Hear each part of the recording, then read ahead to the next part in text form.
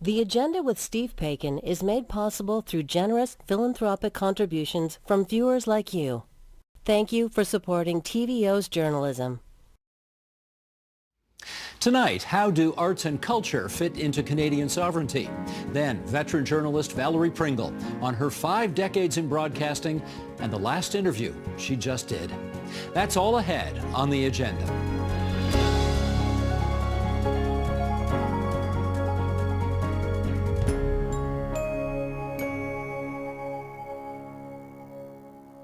Since the U.S. president has been talking about annexing Canada, there's been a surge of pride in Canadian identity. Yet, over many years, Canadians have struggled to define their culture as separate from our neighbors to the south.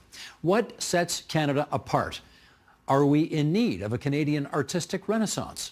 Let's ask. In Los Angeles, California, Tanya Williams. She is founder and executive director of the Real World Screen Institute. In Vancouver, British Columbia, Marsha Lederman, columnist and arts journalist at the Globe and Mail. And here in our studio, David Leonard, executive director of the Writers' Trust of Canada, and Andrew Cash, president and CEO of CIMA, the Canadian Independent Music Association, and more importantly, once upon a time, David's member of parliament. There we go. You two can shake hands since you used to be MP and constituent. There we go. And to Tanya and Marsha, thanks for joining us in Points Beyond as well. And David, with you here, I want to start with a quote from a piece that you wrote in the Toronto Star not too long ago. Much ink has been spilled in the past month about Canadian sovereignty. In an age of tariff wars, retail boycotts, and 51st state, Canadians are concerned that Canadian independence and Canadian identity are under threat. Yet largely absent from these conversations is culture, one of our great exports and a key part of our identity and sovereignty. So we're going to get into that largely absent part of what you referred to just there, and we're going to start with the most impossible question in the world to answer, which is, okay, the Canadian identity that's under threat. What is that anyway? Oh, great. Thanks for an easy one to start.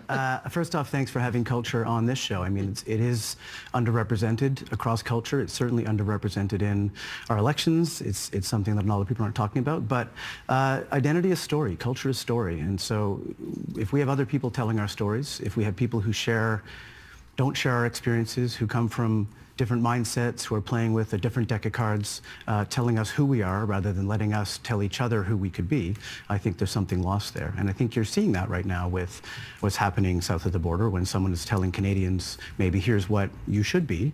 And I think Canadians' response is to say, well, actually, we're something different than that. And that something is not, to answer your question, a monolith. There are many Canadian identities. And for me, having a breadth of experience, taking in culture, books, music, film, radio, whatever it happens to be, from different perspectives, helps me shape my own sense of who I am and who I am in the country called Canada. That is about as good a definition of something impossible to define as I've ever heard. So well done. Best. Thank you. Well done. Yeah. And you mentioned film, so let's talk film. And Tanya, I want to go to you on that.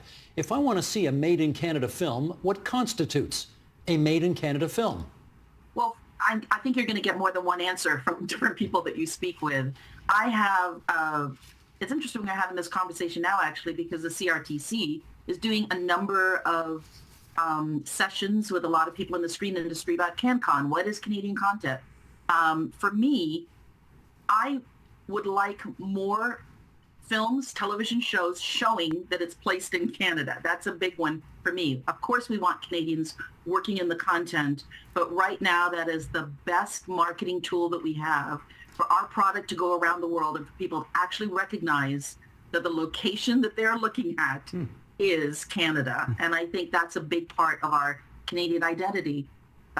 Just yesterday, I think the Black Screen Office did a summit, and they had many Black Americans there. And many of the people at the summit were emailing me going, why are Black Americans always so shocked that there are any Black Canadians? Like, why do they think that's bizarre? And it's because they're not actually aware of the content when it goes out, that's Canada they're watching, and these people are Canadians. And I guess when you say shot in Canada and looking like Canada, you don't mean made to look like an American city, but shot in Canada, right? Exactly. And I would go as far to say that I encourage international productions that want to shoot in Canada and say it's Canada. Let's embrace them as Canadian content too, because they are helping get that branding out there. We all know when we see Big Ben, we know that's London. When we see the Sydney Opera House, we know we're in Australia. We need those kind of identity things happening within our content. Gotcha. Andrew, you heard the reference to CanCon, the Canadian content regulations that have been, well, you tell me, how significant a rationale behind why we have a domestic music industry? Well, I think if you look at countries around the world of similar size, perhaps, let's say Australia as an example, who don't and haven't had that, and you see what is played on the radio and the affinity that the domestic audience has for domestic artists, you'll see a dramatic change, actually. So I think on balance, it has been a success. But you have to keep in mind that over the last 50 years, the goal was to build a Canadian industry for a Canadian audience. In other words, domestic artists for a domestic audience in a time when markets were regulated by borders. But in music, that is no longer the case. And so as referenced with the CRTC consultations that are in process right now, what we're really needing to grapple with here is how do we present as Canadians in a global market? Not so much how do we find Canadians to listen to Canadian music, because Canadians do listen to Canadian music. So that part of it has been, I'd say, a huge success. Gotcha. Mm-hmm. Okay, Marcia, if I've asked this question once, I've asked it 100 times, and if I've heard the same answer 100 times, you know I have. You know, what does it mean to be a Canadian? Well, we're not Americans. So how much of Canadian culture, in your view, is a response to we're not Americans and we're not American culture?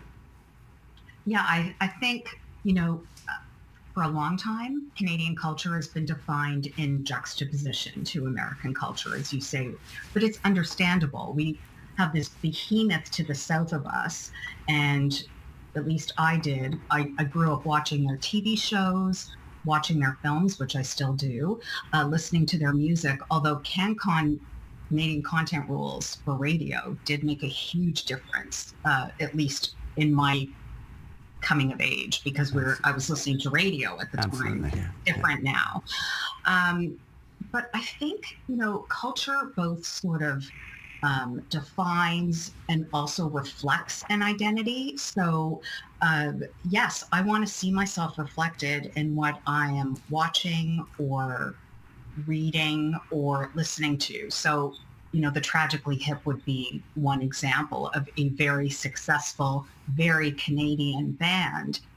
I felt like they reflected my experience, even though, as someone just said, Canadian culture, I think, David, is not a monolith, of course. And we saw that on the Junos. You know, Canadian music is Anne Murray and Michael Bublé, but it's also Baby No Money, and it's,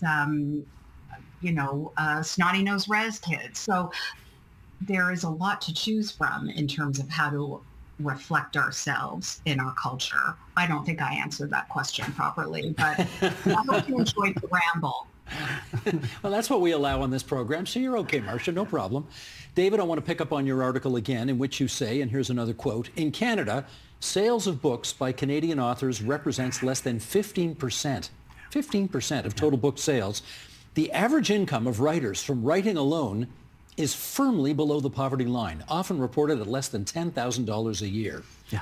Question, how can this be? Another softball. Yeah, I mean, like Marcia says, you know, we grow up next to this behemoth, huge amounts of culture flowing in from the US, from the UK, from around the world. And it's a crowded marketplace. And it's not just a crowded marketplace for books against other books, it's a crowded marketplace for attention. So, you know, Canadian books are competing against other books, sure, but also against Netflix, against this show, against music, against plays, against everything else as well. So in this world where there's this much competition and a lot of media pushing maybe products from bigger markets, it's tough to get market share. So that 15% is still over $1 billion in terms of industry in this country, which is extremely impressive. But writers, it's not an easy road to be a writer. And I think writers are creative entrepreneurs. They have to cobble together a living, and writing is, I'd say, more of a vocation than an occupation for most people in this country, but also it's a huge contributor to culture. And I want a world where more people can tell stories, more people can write, and have the money to do so. Because all money really buys you is space and time to write. It's rent, it's food, it's the ability to not have to work 4 jobs, but maybe work 3. Another hard road, Tanya, is the movie business, of course. Do Canadian filmmakers stand a chance against the publicity juggernaut that is just south of us, that inundates our every moment of our day with different publicity campaigns about the movies they're making? Yeah, not in the way it's set up right now. They do not. Because probably in the U.S. and Hollywood in particular, they'll spend about as much in marketing as they spent on the entire production. Marketing is the biggest piece. And I feel in Canada, that's a very small slice, the marketing. There's just not the money there. So we're going to have to come up with more creative ways to get the message out, because the audience isn't, I don't think the audience is not watching Canadian content because they don't think it's good. I think they're not watching it because they don't know it's there. They don't know where to find it. They don't know what time it comes on. You know, that becomes a really big problem. You know, but something you said, Steve, that I just want to jump back to is, what is that Canadian identity? Because if you're a person of color, there's a very big shift in Americans like who are Black, Americans who are Asian, Americans who are South Asian, to Canadians that are Black and South Asian. And that, I said in a speech recently, our diversity is what I think we can sell internationally better than even the Americans do. Because when I first got to the States, I remember people right away asking me, and every time I went into a meeting, where are you from? They knew immediately I was not a Black American. They knew that. And I feel our sensibility in Canada with Black people, with Indigenous people, with Asian people would read better internationally. I think they would understand our culture better in the UK and Australia and other countries more than the American version, their stereotypical roles of what Asian and South Asian and Black people are. So I wanted to go back to that point and go, we definitely have something very positive in our culture about Canadians. We're much more open, we're much more sympathetic, we're much more into hearing and wanting to embrace other cultures, other ethnicities, everything, than I feel it in America. You know, having lived down here a long time, it is very stereotypical down here, and they like to perpetuate that in their content. We are not Americans. Somebody remind Donald. Andrew, you were, we just heard the Juno Awards referenced. I think Marcia referenced it. You went this year, yes? Yeah. What was the mood in the room like? Well, first of all, who would have thought it would have been electric or electrified by a comment by Anne Murray at this point in her career? That kind of is pretty awesome for her. She got a huge ovation when she got a huge ovation, and a little bit earlier in the show, the mayor of Vancouver got the opposite of that. Not that you can draw some line there. However, you know, that arena was packed, and people from all cross-section of Vancouver, and that's what they rallied behind. I mean, it's just for those who missed it. I mean, the Anne Murray comments got a lot of play about how she needed to live in Canada. She couldn't move to the States because it's such a fundamental part of her. What did the mayor of Vancouver say that did not work as well? I'm not quite sure what exactly didn't work, but I just think that what we're seeing is generally Canadians wanting to hear from their, you know, sort of public figures, both in word and in deed, that, you know, they have our backs on this, right? Just generally, I'd say. But I think, you know, what I'd like to just underline here is that while we're talking about culture, you really can't divorce what we're talking about from the economics of culture. And that's what essentially what I think about a lot in my current gig is that, you know, to the point made already about Canadian films not having the marketing behind it. I think there was a period where we were trying to understand how to make music and how to make films and etc. But what we really need to be doing right now is investing in getting those things to market. And that market is a global market. And I am convinced from 50 years of evidence that that the writers that gain international audiences gain Canadian audiences quicker and better, except there's anomalies, of course, but generally that's the case. Certainly in music, certainly in film. And we need to double down on that, and we need to double down on that now. Now's a good time for that. Let me follow up on the money. Okay. You mentioned, David, a moment ago that it's $1 billion, the book business in this country. Marcia, let me get you on this. The arts and culture sector contributes, I'm told, $60 billion annually to the gross domestic product of this country. That's a lot. And yet, I hear this all the time. So many venues and institutions are having trouble either drumming up support or getting people to donate or filling the room, essentially. So why is that the case? Oh, multi-pronged.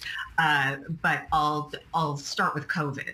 COVID was an absolute catastrophe, especially for the performing arts in Canada, for live shows, dance, theater, music, and it has not recovered.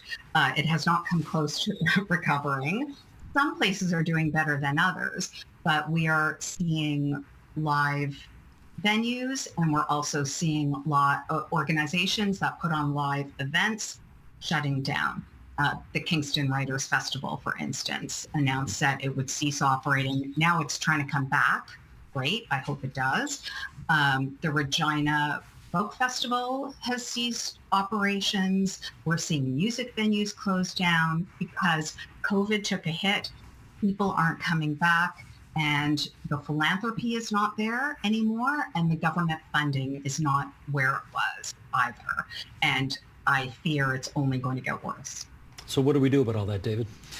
What do we do about all that? I mean, for us, the Writers' Trust is the biggest non-governmental funder of writers in the country, and we're proud of that. And most of that is philanthropic money.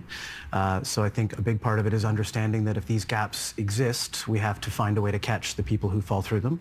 And the second thing we need to do is try and close the gaps. I mean, I think we have to be supporting our culture, both as people, we need to be going out to things, buying Canadian books, buying Canadian records, going to shows, but also talking about different ways to find support. Corporate support, government support, individual support. This feels like the moment for that. It is. I mean, people seem to be open to buying Canadian when they go to the supermarket, when they want to buy a book. Exactly. Do you feel more hopeful that that could be the case now? I think so. I mean, this is a great moment for, I think, Canadian pride. And again, back to something Tanya said and something I started at the beginning. Canadian pride takes many forms, many different identities, thousands of years of history in this place. And so how you react to what this country is depends on you. But I think how you react to an external pressure like this U.S.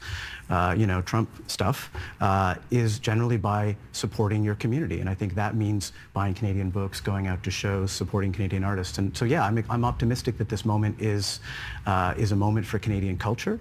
I hope that we take it, and I hope that the cultural sector still has the energy and the force behind it to take advantage of this moment. Tanya, can you, because you are kind of binational in the way you do your job, I guess you're back and forth between Canada and the U.S., maybe tell us how you are negotiating the complicated feelings that you presumably have right now about what's happened to the relationship between our two countries. You know what? I'm pessimistic enough that I wait to actually find the facts. There's a lot of speculation. This could happen, that could happen. This is happening now, but then next week it's not happening. So right now, I feel like there is nothing set. I mean, even when we hear something at 4 today, what are we going to hear next week? It's something different again. But when we were talking about before about that audience and about marketing, English-speaking Canada, and I say that because I think Quebec has done a very good job in this, we don't have enough of a star system. And a star system is not about patting yourself on the back and we've got stars. The star system is actually the way you communicate with your audience. Regular people, regular audiences don't really care, especially in the screen industry, who directed it, who wrote it, who's in the background behind the camera. And if we're talking about getting international recognition more, we're going to have to put our actors front and center so that they can get that kind of adoration that is required from an audience to hook onto a show or hook onto a movie and really want to watch it. They want to support. Like if you play sports, you probably don't care as much in the people in the back. You want to know who those athletes are and what they're doing and what they're up to. I think we need more of that in English-speaking Canada. It's definitely something America does very well. Well, to that end, let me ask Marcia about that, because I don't know how long he was on camera, probably a matter of a few seconds, and Mike Myers was on Saturday Night Live with a shirt saying, Canada's not for sale, and then he said elbows up, and that became a thing. That became a big thing. Do we need our Canadian cultural icons to play a bigger role internationally to kind of promote who we are? Yes. And I think they're doing a pretty good job, but I do want to hear more of that. I mean, first of all, Canadians have had such an impact on U.S. culture. You mentioned Saturday Night Live. Lorne Michaels is Canadian, the man who created it and who is still running the show. And so are many other funny American stars who are actually Canadian. Martin Short, the Ryans, Gosling and Reynolds, Will Arnett, Seth Rogen, Catherine O'Hara. Eugene Levy, and Dan Levy, his son. I do want to hear from all of them. And you know what? I was really proud, going back to the Junos, listening to Michael Bublé take that on. And I think Baby No Money said something as well. And what did he say? What was that he said? Remind us, Marcia. Think about the alumni. But I'm not going to repeat it. But, did you watch the Academy Awards? Hardly anybody said anything. That really bothered me. I think this is a time we've got this star system, and stars have a lot of power over the hearts and minds, especially of young people. So we need to hear from you now. Andrew, here we are. The Junos came up again, and Anne Murray's come up again. So let's show the clip, because she was a superstar that night. So, okay, Sheldon, if you would, let's roll it. Anne Murray from the Junos. Because the majority of my work was in the U.S., I was pressured very early in my career to move to New York or Los Angeles, and I just couldn't do it. I knew instinctively that I needed a place to go to escape when my work was done. Canada was my safe haven, my safety blanket, my light at the end of the tunnel, and it still is. Thank you very much. I don't know about you guys. I'm getting all verklempt watching that. I mean, that's just fantastic. But how much pressure is there? I mean, look, you're in the music business. You're the Grievous Angels still in business. You and Chuck Angus still doing your thing. How much pressure is there to kind of make it in the United States and go down? Well, there's two different things here that you're talking about. One is making it in the United States. The other is moving to the United States, right? They are two different things. And I'd like to talk a bit about the moving part, because we're in a moment that's similar to the moment we were in COVID, which is that suddenly, overall, we're looking at the arts and culture sector. It's like, hey, geez, I didn't notice we got this thing here, and maybe we should think about it. I think we missed a huge opportunity then, which was to think structurally about how do artists and those in the sectors, how do they live? How do they work? Can they afford living in a city like Toronto? Can they afford to even do this kind of work? What does the future look like? Are young people opting for this sort of career? And I think they're not, largely because it is such a difficult road to hoe. Now, it's always been hard to make a living in music. I like to say, music's a great place to get rich and a lousy place to make a living. And I think you could say that about any of the arts, any of the practices that we're representing here today.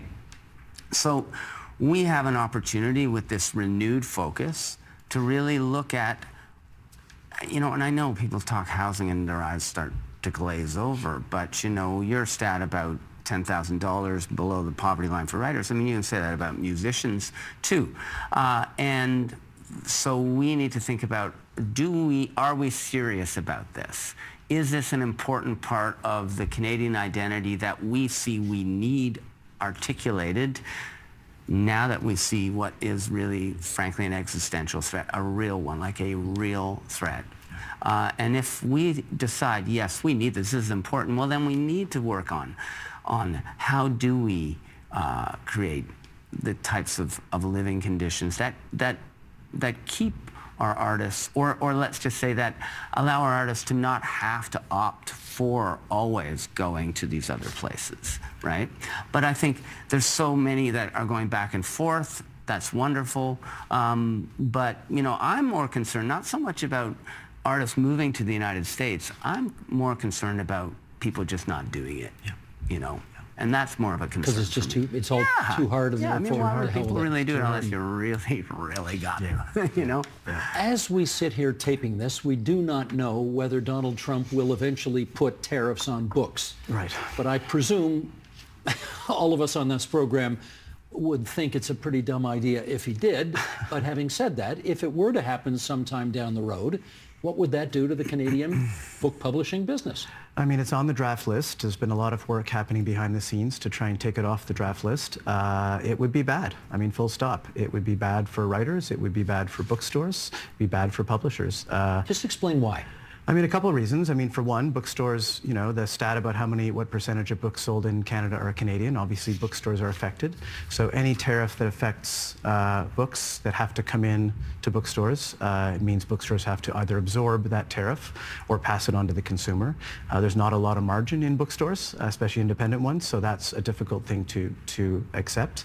There's also a very sort of boring answer about integrated global supply chains where, a lot of, there's three or four major international publishers that have Canadian offices. So Canadian offices, Canadian editors publishing Canadian books, but often printed and warehoused in the US. So if those books re-enter Canada, they'd be dinged with this tariff, which of course would affect sales and which would affect bookstores and which would affect writers. So, I mean, cultural products are generally left off of tariff lists historically, and we like it that way. But for books, it would be disastrous for bookstores. Most of our best-loved, best-selling writers would sell fewer books, and more people would be turning to books or other products that are cheaper. Marcia, one of the things that we've seen lately is that if, for example, you go to I don't know if it's this way at the Canuck games, but I can tell you it sure is at the Leaf games, the Star-Spangled Banner gets booed, not by everybody, but certainly by enough people to notice. O Canada is sung as fervently as I've ever heard it, especially when you get to the part where our True North Strong and people scream free. Even at the National Ballet, they are singing O Canada before the performances start. Wow. Tell us about that. What does that tell you about this moment? Okay, now I'm getting verklempt, but I cried when I saw that video of the National Ballet, of the orchestra playing O Canada and the audience standing up and singing it. I mean, I haven't been to a Canucks game since this has all happened, because those tickets are a little pricey, but I cannot wait to be at an event where O Canada is played so I can stand up and belt it out with the crowd, not just in my living room when I watch the Canucks and the Leafs, which I do, much to the mortification of my teenage son. But I sing loud, and I can't wait to be in a crowd of other people singing it. Beautiful. Tanya, when I was a kid and you went to just a regular everyday movie on a Saturday afternoon, they used to play O Canada before the movie started. They don't do it anymore. They haven't done it for years. Should we do it again? It can't hurt. I say, yeah, let's put it up and let's get the words up there, because I didn't come to Canada till I was 12, but for newcomers that are coming, they may not know the words. So let's get them up on the screen so they can sing along with us. That sounds like a cool idea. David, back to what's going on in the United States right now, and you are seeing a pretty widespread cancellation of a lot of the DEI initiatives that had been undertaken in previous administrations, and Donald Trump and Elon Musk are sort of, canceling all of that stuff right now. Do you see any spillage over the border of that effort? I mean, I hope not. I mean, diversity is a reality. You can, that's the D in DEI, right? And it's a reality in this country, and it should be a reality in this country. I'd say you look at the kind of perspectives that shape identity, back to the first question. They're myriad, they're many, and I think they're varied. And for me, nothing sharpens my own sense of my own identity and my own relationship to this culture as reading someone or listening to a record that has a different perspective than I have. It lets me ask questions of myself. It lets me celebrate something I might not know. It lets me be introduced to something I might not know, and that to me makes things better. So I hope not, first off, but I'd also say if you look at bestseller lists in the country, the Junos is a good example. You're seeing people from various backgrounds all over those lists, all over those performances, and I think Canadians are responding by by following these things in the market. They're buying Canadian records, they're buying Canadian books, they're watching Canadian films from people from different backgrounds. And I think that is a reality. So whether these DEI, the chill affects the industry, who's to say? But I think the market is there for books from a diverse perspectives. I mean, you look at our award winners. You know, our Atwood Gibson Fiction Prize is a diverse writer. Our Balsillie Prize for Public Policy, a diverse writer.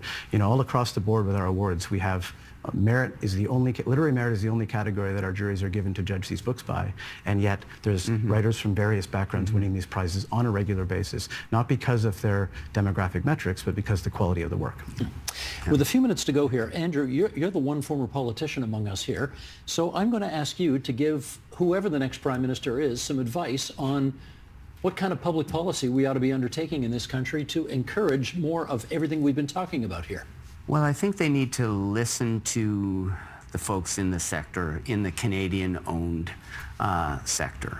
I think that's really important, because oftentimes in culture in Canada, there's two sectors going on. There's the Canadian-owned one, and then there's the foreign-owned multinationals who are here essentially to sell global stuff to Canadian markets. They invest, but it's mostly that's what they're doing. So I think that, and also, and this might not be fully popular here, but they also need to think about what we do as a serious industrial sector of the Canadian economy. Meaning what?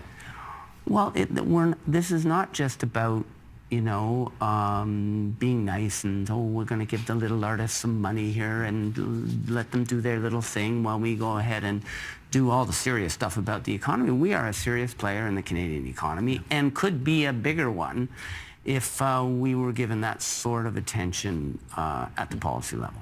Tanya, what about it? Advice for the next Prime Minister? Wow. Well, going back to something you just said, which I now would love to give this advice, is let's get messaging better on DEI, because DEI has become a dirty word. Almost in the way that they're spinning it here in the States, it's almost like DEI is getting people of color or other diversity or LGBTQ who are not as skilled and giving them an opportunity, which is not what's happening at all. Yeah. DEI came out of the fact that when I was growing up, my parents were, you have to be 200% better to get the same level as someone who's white. That's how I grew up. It wasn't fair, but that's how it had to be. And to me, DEI is, oh, maybe I only have to be 100% like everybody else, as opposed to having to have superior skills just so you can get the same job. And I think messaging around DEI has just been messy, and we need to get that really clean and clear. It is not people just getting a job who are unskilled or uneducated and they shouldn't be there, and you're taking the job away from white people to give to people of color who have no business being there. That's how it's sounding right now. So I would say, Mr. Prime Minister, let's get some commercials out that do better messaging on that. Marcia, last word to you. What does the next Prime Minister need to do? Keep funding the CBC and ensure it remains a strong voice for Canada. And sorry, I know this is TVO, but public broadcasting. Well, we're a provincial broadcaster, so we don't necessarily, we are not necessarily affected in the same way as the CBC is by the results of the federal election. But what about broader than just CBC? What about theater? What about dance? What about movies? All of that. Oh, books. yeah. Absolutely. Well, first of all, no counter tariffs on books. I hope there are no tariffs on books, but also increased funding through Canadian Heritage for the Canada Council and other granting bodies for both organizations and artists. This is an existential crisis for them. They are desperately in need of funding from what has been a shrinking pot. Please don't forget about the arts in the midst of all the other crises we're dealing with. Yes. That seems like a great place to leave this. Mr. Director, thank you for the foreshot, as I thank David Leonard from the Writers' Trust of Canada, Andrew Cash from CIMA, the Canadian Independent Music Association, Tanya Williams, Real World Institute and Film Festival, and Marcia Lederman, Canucks and Leafs fan. How you square that, I do not know. For the Globe and Mail out there on the left coast. Thanks so much, everybody, for this great discussion tonight here on TVO. Thank you. Thanks, Dave. Bye-bye.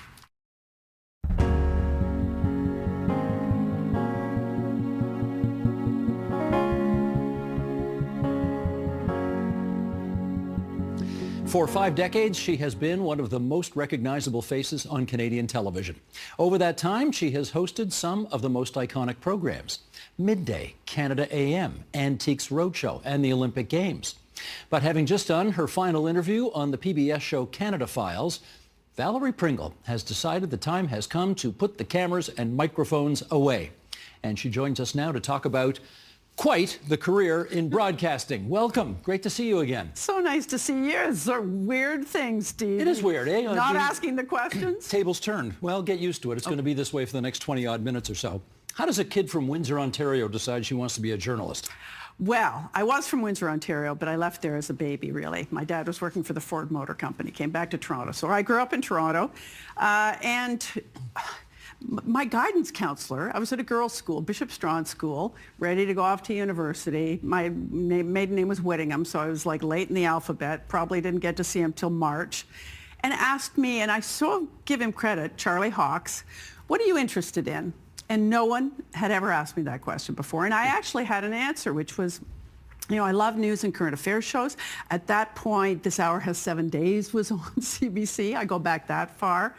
And he said, well, you should go to Ryerson. You should maybe look into studying journalism or radio and television arts. And I went from going, oh, I guess I'll follow my brother and sister to, you know, Trinity College or something. And I went, let's go down to Ryerson. And that was the first time that occurred to you? First time that occurred to me. And then I was signed up and I thought, what am I doing here?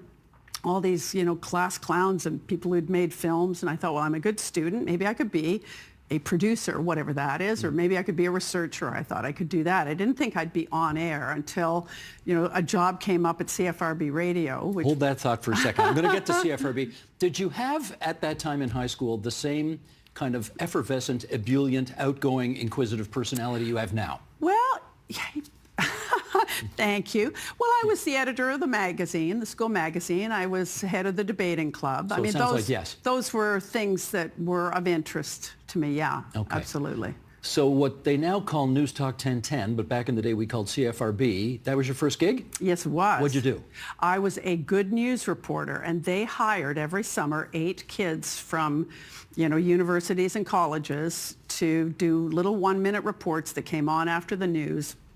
And, you know, this is the bad news, essentially, and this is the good news. It was a wonderful program, and, you know, I had no knowledge or interest, particularly in radio, but I was damned if I wasn't going to get that job. And I went after the news director, the nicest man in the world named Don Johnson. I would find ways to just... It was on my way to school that I would wave at him. I'd see him at his office. I doorstopped him a couple of times, and I got the job. Persistence. I'm always telling my kids, be enthusiastic, be persistent, and I sure was. How old were you when you got that job? I was 19. And you went with, what name were you at that point? I was Valerie Whittingham from Ryerson. Valerie Whittingham. Okay, very good. And I got married right after that. I know, because I was married at 20. You married on my graduation day from Holy Ryerson. smokes. I know. It sounds Appalachian. Yeah. You've been Valerie Pringle for how many years? Oh, we were 50 years last year, coming up to 51. OMG. I know. Wow. You still like him? Yeah, he's Andy? wonderful. He's I know. okay? Andy's amazing, and he's really made my life a lot more interesting for sure. Isn't that a wonderful thing to be able Yeah. to say about that? Okay, isn't that wonderful? Okay, people of a certain generation are going to remember this. You are one of the founding co-hosts of Midday on CBC. Sheldon, roll it if you would. Good afternoon. This is Midday for Monday, January 7th. In Geneva, the superpowers are face-to-face in new arms talks. In 10 minutes, 2 experts on the issues and what this country has at stake. In Vancouver, one of the luckiest men you'll ever meet, a climber who fell off a mountain at 20,000 feet. In business, the changing profile of the Canadian consumer and how it affects us. In entertainment, the triple-barreled return of Patrick Watson. These stories and more in 10 minutes. We take you first to the Midday News.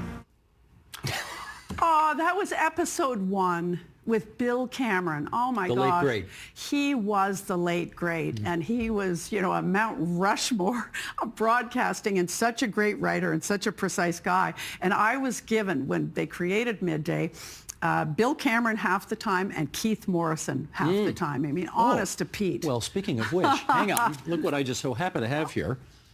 I Which know. camera? Sweet Oh, Keith. there we go. There he is. Look at you and Keith Morrison. I Oh my know. gosh. Are you two yummy together or what? Well, they were really extraordinary teachers for me to sort of how to learn, because I'd come from radio. I spent 9 years at CFRB Radio, working with Andy Barry, working with Gordon Sinclair, working with Betty Kennedy. I mean, I feel like I knew Edward R. Murrow personally. You did not know Edward I R. go Murrow. back that far, though. I mean, honestly, the Patriation of the Constitution, 82, they sent Gordon Sinclair, who was 82, and me, and I was 28. To cover that. So midday, you're like 30, 31 years old, I guess something like that? I had 2 kids at that point. But going to TV was a whole different canvas, and it was national and just a whole new scope, Steve. I met you there at the CBC, and we worked together. It was, with pictures. It was wonderful. Because I filled in for Ralph Ben-Mergui, I think, once. Yes, so you and I did. co-hosted Midday once upon a time. That was ages ago. Well, it was memorable. Nice of you to say. You were awesome. I'm not surprised Nice. TVO stole you when you've had an unbelievable career. Midday had a great sense of the country. I always likened it to a sort of a Morningside Zosky kind of thing. And you guys went everywhere. It was you a really sweet traveled show. everywhere. Yeah. Oh, to the Arctic Yep. and, to the Yukon, and yeah, So, it was, Valerie, give us the dirt here. Who was your favorite co-host?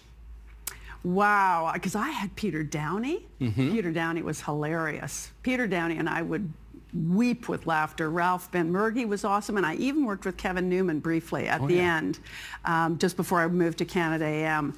And oh man, that was a sweet show. But I 9 years and I was ready for a change. I really was ready to go to live. And that picture of Keith Morrison was actually one they took for CTV. And he'd come back to Canada from working in Los Angeles, and so I liked working with me, I guess. So he said, "Get me." And I was scared. I've been scared every job I've taken. I've been terrified.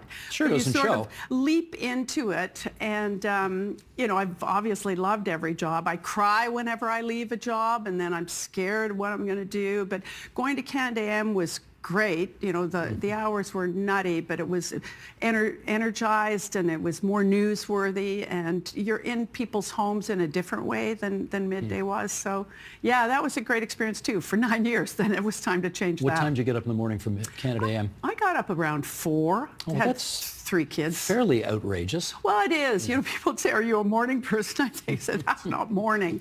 And it required a lot of discipline. I had kids, and you have to have your nap, and it was like Groundhog Day because, do your show, and I'd come home, and I'd have a nap, and I'd get up, and then they'd start sending interviews again, but I'd do them on the phone that time. You just sort of never stopped doing interviews, and I'd go to bed often before my children, but, it was a good show. Did you think when you were at CBC doing Midday that you would probably be a CBC lifer?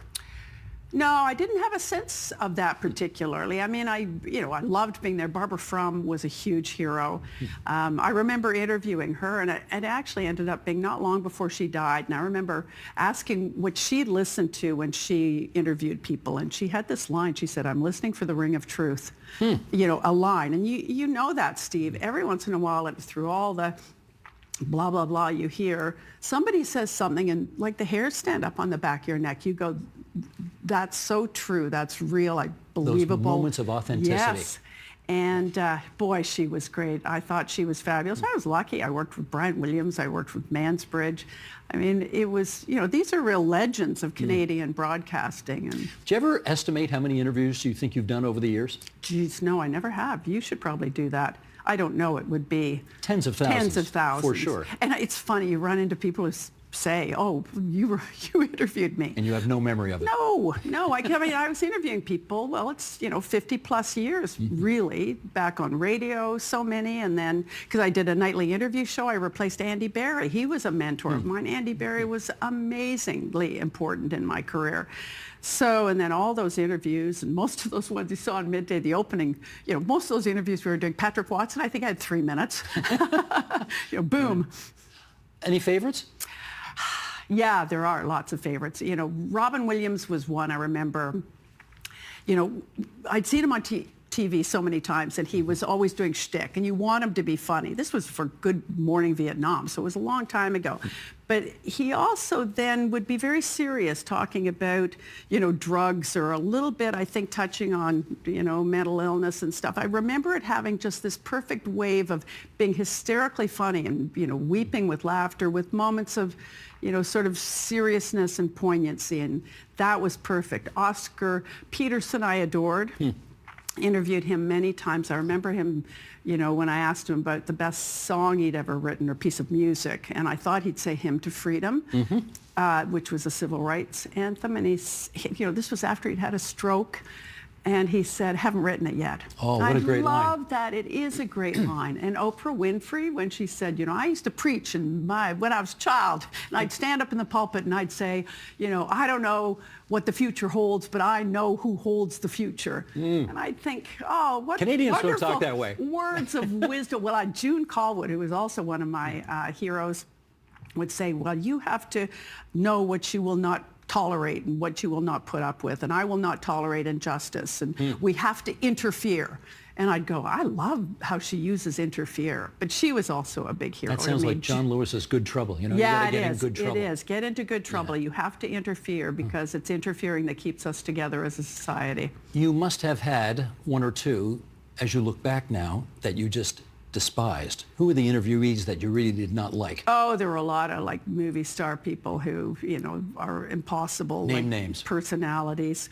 Well, Holly Hunter and I had not a happy. No kidding. No, and I thought, I've seen your movie, I've done all my research, and she couldn't have broadcast been news? grumpier. Yeah, exactly. No, it was the piano, I think. Oh, okay. I was surprised at how, I thought, yeah, you've done a lot of interviews today. Movie junkets are awful, but really?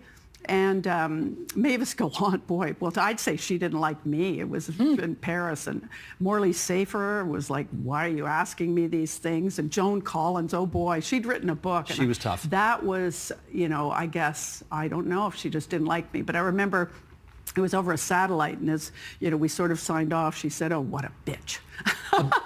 Wow. Joan Collins called me a bitch. Well, that's something you can hang your head on, actually, My husband gave me a card, I think, that Christmas to that effect. You mentioned Ryerson a couple of times already, so let's try this. It's not called Ryerson anymore. TMU. Yeah. What do you think of that? Well, shall I admit this? I was on the committee. I was put on the committee to rename, and I was thinking, okay, here's a thankless task. Nothing's going to work. You can't do a person, maybe a place, not a thing. Most place names in Toronto, York, Toronto, we ran around the block and the block. And, even the sort of basis of, tell me about Edgerton Ryerson. What did he do? What was his relationship with residential schools and with Indigenous people? And, I got that people felt uncomfortable, unsafe, and that was what the decision was, to change it. I know I still, just because I'm old, go back and sort of, we'll say Ryerson / TMU. But when we aligned this large committee, on that, and put forward a couple of suggestions, and Toronto Metropolitan was the one that was chosen. I just thought, there was a line about a broadcaster so inoffensive, she's offensive, something. There was always going to have to be something that was almost forgettable, but anyway, there we go. There we go.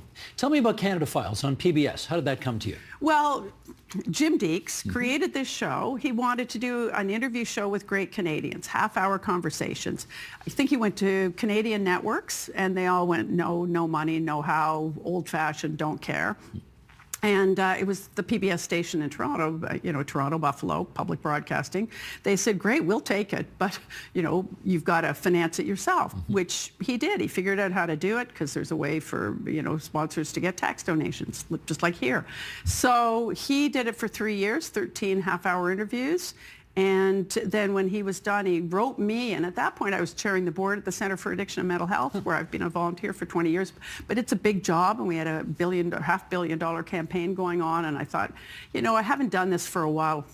I don't know. And, it was my husband who said, you love interviewing people. This is sort of the perfect job for you and the perfect coda. And I love the fact, because you've worked in organizations all your life with producers who say, don't do that, take that out, I don't like that, don't get that, to have complete control and say, I want to interview this person, I do the research, this is how I want it edited. I've got a spectacular producer worked with me, Jennifer Scott, who I worked with at CBC. Two of us. I shot the last season in my living room. But I got to talk to, people I'd want, Louise Arbour, Rosie Abella, Moshe Safdie, Wab Kinew, James Cameron. The last interview I did was with Justin Trudeau on his final day of office. He's like meeting with Carney and he's, saying goodbye to the cabinet. I think we may have a little snippet of that. Sheldon, if you would. We should be talking about acceptance. There's not a religion in the world that says tolerate thy neighbor. It's love your neighbor. It's be open to each other, learn from each other, be challenged without being threatened by someone who has different perspectives or different stories. That's what Canadians do so well. And when we're cheering this flag, when we're in tough times and pulling together for each other, that's us at our best. And when we're at our best, nobody can stop us. It's challenging when you interview somebody who has done thousands and thousands of interviews as a public figure, as is the case with him. Do you go into an interview like that thinking, I just want one moment of authenticity, and did you get it? Yeah, I actually did. And, I couldn't believe I got that interview. Like, where are the networks on this one? Why am I here? This puny little show. And I pitched it as a legacy interview. I said, and this is what we do, choices made, lessons learned. We talked about his brother's death. We talked about his mom's bipolar disorder. We talked about the time that Ronald Reagan recited, Robert Service to him and how he figured out even as a kid that kind of focus from anyone made such a difference. No, he was serene and chatty. It was like an exit interview. It was just sort of a moment. So I felt there, huge amount of authenticity. We were on a real high after that. I thought, I'd interviewed his dad just with a little tape machine in that same office, how many decades before. So yeah, that was sort of, I thought, okay, we'll just tie this one up with a bow. How'd you get him when nobody else could? Well, that's what I said. I think it was because I didn't want a political interview. I wasn't talking about elections or whatever. I wanted to talk about him and his life. And they, when they came back and said, how about doing it on March 10th? And I went, isn't the leadership election on the 9th? How can there be a worse day? And they were happy. And what are you going to do? Oh, I'm going to sign some papers tonight, go home and cook. I can't wait to cook some more, make some shepherd's pie. And, he was a calm, happy man. I'm going to ask you the question that you asked all of your guests on that show, which is, what does it mean for you to be a Canadian? Well, it means everything. And I think when I've thought, about the qualities, I think humble, welcoming, kind, generous, those are words that come to me. And sometimes people say, we think that, we aren't all that, and we don't always demonstrate it.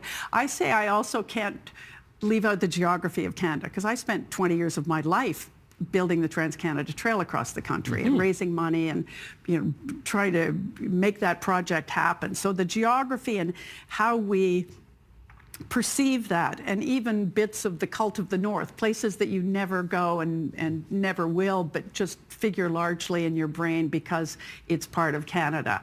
I think we can't be complacent, which a lot of our guests pointed out, like you've got to guard to keep these characteristics and principles and values, to use a word I don't love, and we've got to be a bit more aspirational. I'd like to see, let's get that damn high-speed train built, and let's meet our NATO targets, and let's, sometimes rise up a little bit. But, I like the kinder, gentler, more thoughtful aspects of Canada. And, I didn't have a lot of job offers from the States, but, I feel like Anne-Marie, you'd go like, no, who'd want to leave here? This is where I belong. If somebody came to you and said, we want you to come back and do one more interview, and it's going to be with Donald Trump, what would your first question for him be? Jeez, Donald Trump. I wonder what you'd ask Donald Trump. you know, because you want to say, are you real? Or I mean, how do you want to be remembered? Like, what would make him vaguely thoughtful? But the problem with Donald Trump, too, is that you just sort of go hello and he starts vomiting out whatever he does. He just says anything and everything. I mean, I think, as you do, I think long and hard about structure. I do tons of research. You know, what will... And I never ask either or questions. You want to listen. Learning how to interview people is a skill. It takes a long, long time. And silence is usually your great, you know, friend so that people say things. But with Donald, maybe not so much. Yeah, to try and understand where he got his vision of himself as the king of the universe. You are far too young and energetic to retire, obviously. So what are you going to do now? Well, you know, I don't know. You know, I think the broadcast stuff, I'm, you know, quite happy to go like, okay, wrinkly enough, done enough, whatever. And I've loved it, and I ended it really happily. You know, I spent 20 years, I mentioned, with TransCanada Trail, leading that, fundraising, governance, same with the Center for Addiction and Mental Health, and raising awareness of that, raising a lot of money. So I know there'll be another project, because, you know, the one thing you learn, Steve, from all the people I talked to, especially the last 39 of great Canadians, is don't stop. Like, you want to keep going. Like, if you love doing stuff and if you're good at stuff and curious, and it's good for your brain, and it makes you live longer and have a better life. So there's no doubt in my mind that I will find another project. I don't know what it is. I got to tidy up my office. I want to see my grandchildren. I love my grandchildren, my dogs, you know, say hi to my husband. I think I could just dial it back a little bit. I don't see you dialing it back. You don't seem to be the dialing back type. Anyway. Yeah, I can. And same with you, mister. You know about dialing it back. No, I don't. Okay. Anyway, you know what? This has been a joy. Thanks for coming in and sort of taking us through the great contours of your life. I always loved co-hosting with you. Oh, God, aren't you sweet? Well, I feel like we're doing it right now. Yeah. Anyway, Valerie Pringle. So great. Thank you. Thank you.